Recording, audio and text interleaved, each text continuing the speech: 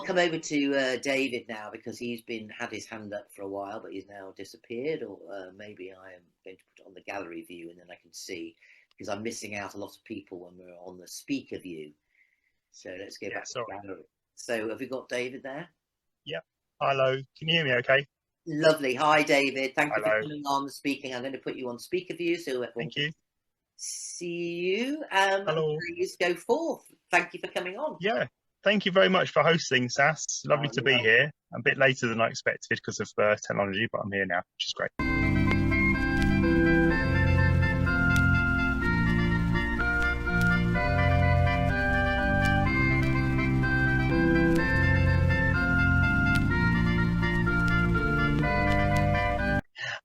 Yeah, so basically I was going to go back. I logged in briefly to hear what Rachel was saying about Dr. David Cartland and about his treatment since speaking out against the COVID era. And I will be quite frank about that. So basically, I'll stop you for a second because you're upside down or your side view. Am I upside down? Can you see me better now? Yeah, that's it. Thank you. Sorry to interrupt. That's me trying to do a landscape view of my face. Thank you. Oh, I say that's very clever. Bravo! Bravo!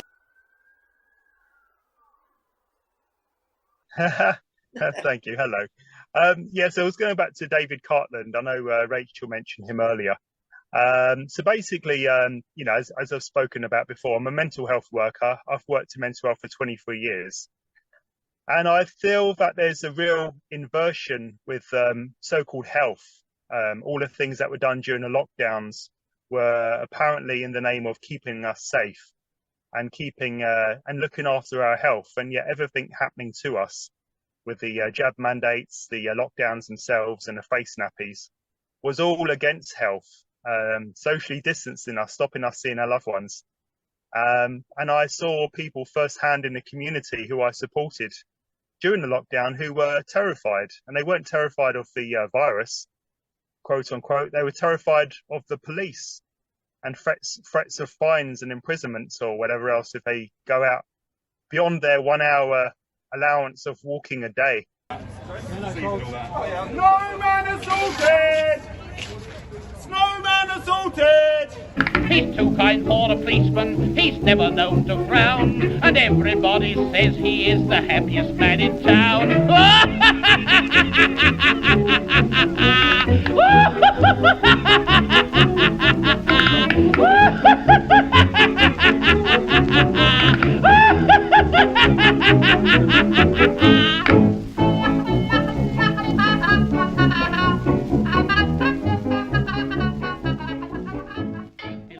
Well, that snowman over there, he twitched his nose.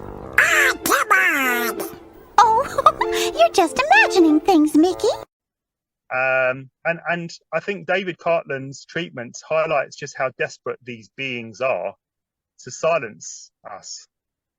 And I think it also highlights the fact that we need to continue speaking out relentlessly, really. I mean, I've got channel Love and Freedom on YouTube where I'm repeatedly uploading videos of what was said during the lockdown, during the news and various other places like BBC News. And I'm trying to remind people constantly of what was said to us, all the deceit and lies. And we need to keep reminding people really and speaking out louder than ever, because they're trying to use David Cartland as an example to try and intimidate us all into our boxes. Yeah. But yeah. No, it's been absolutely. It's been absolutely awful. There's quite a few doctors. Dr. David Young, Robert Young. He's in jail, and then Dr. Fulmick, the German gentleman. He's been locked away as well. So they've been made an example of, aren't they? If you speak out, you're likely to be imprisoned. And yet, as Rachel mentioned earlier, alluded to, there are many people doing despicable things, and no one seems to have had to face the music over it, apart from Jeffrey. And he's apparently been spotted in Israel with a long beard and his hair grown, but it looks very much like him, I have to say. So I think he's still hanging on. He said it again!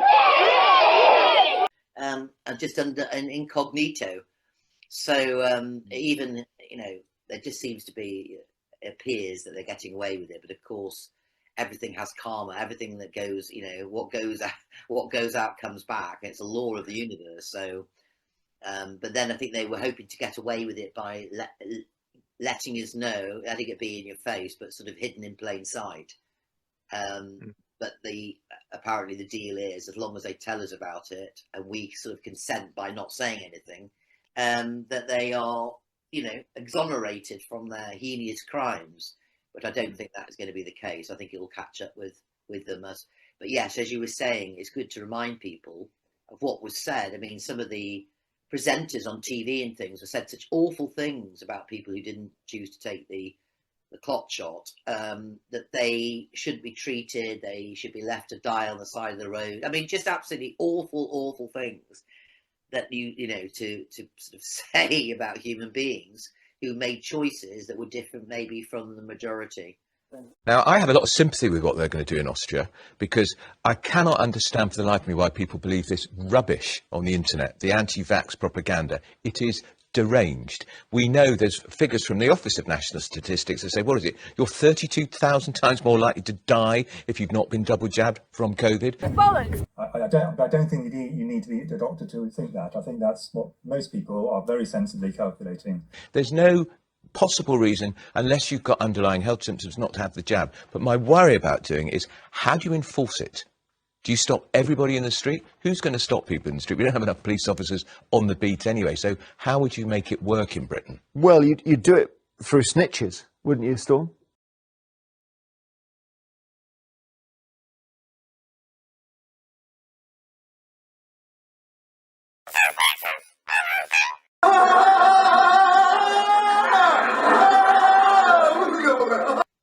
Yeah, I agree. Yeah, and there's like this so-called COVID inquiry, which pretty much says, oh, we should have locked down sooner and faster. We didn't lock down fast enough, which is quite ironic considering the damage it's done to people's mental health and physical health. So we need to keep reminding people and just being bold, being strong, and just doing what we're doing, really, because we can't expect the media to say anything apart from what the narrative is, really. So no one's shutting you up then, David? Pardon? Say again? No one's shutting you up. Oh, God, blimey. Well, they're trying to. I mean, I've been shadow banned on YouTube. My videos are shadow banned on YouTube, and I'm having to send direct links to people to see them most of the time. So I'm lucky to get a few tens of views, let alone, some people get hundreds or thousands. I get a few tens, maybe, if I'm lucky. It does so matter I will... because, every single bit of energy you're putting out there to help sort of expose what deviant behaviour has gone on and the mass sort of mind manipulation. I mean, they use, obviously, these techniques to manipulate people's minds have been going from probably millennia, but definitely since the Second World War, when they were and the Nazis in the the camps and things, and working on all sorts of people they thought it was okay to do experiments on, found this. It then got founded through these experiments, the MK Ultra program, which is the mind control program, of which many, should I say, many stars and Hollywood icons have been through. And you can all look into that. There's a very good book called The Transformation of America by Kathy O'Brien, and it explains her journey from a multi sort of abusive family.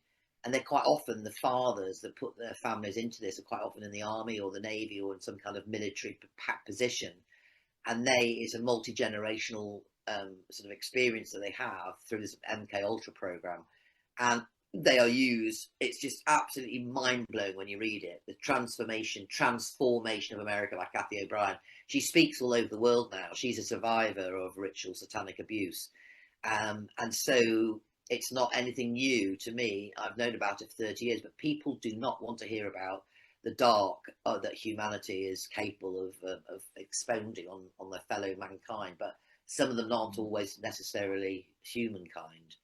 So we also have to look into that possibility that we have other extraterrestrials that came to take over the planet and have utilised and harnessed the resources of humanity to keep their system going. And that's why it's, every bit of truth that we share is pulling the plug on their lies and deceit and the matrix that's being created out of the sort of dark satanic, Luciferian, whatever you like to call it, is just horrible and evil, isn't it? But it's all changing now. We're all clearing it, but it's obviously holding on to try and maintain that position. So we've got to keep chipping away, even though you think, oh, I've been doing this for how many years, and it doesn't seem to change. It is changing. So well done, David, for doing your bit. And for coming on and speaking on our 5th birthday. Really appreciate it. I'm glad I'm on here for that reason as well. Yeah. Thank you so much, and keep up the good work, and don't ever be defeated. Thank you. I'll put a link in the chat to one of my videos. Give you an idea what it's all about. Yes, please do. Yeah, because everybody gets this, obviously, as a a document on their emails. So I'm just going to go back to gallery view, because I can't see if anybody else has got their hand up.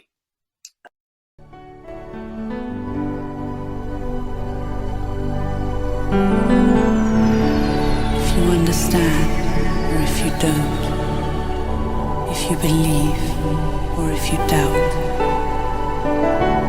there's a universal justice, and the eyes of truth are always watching you.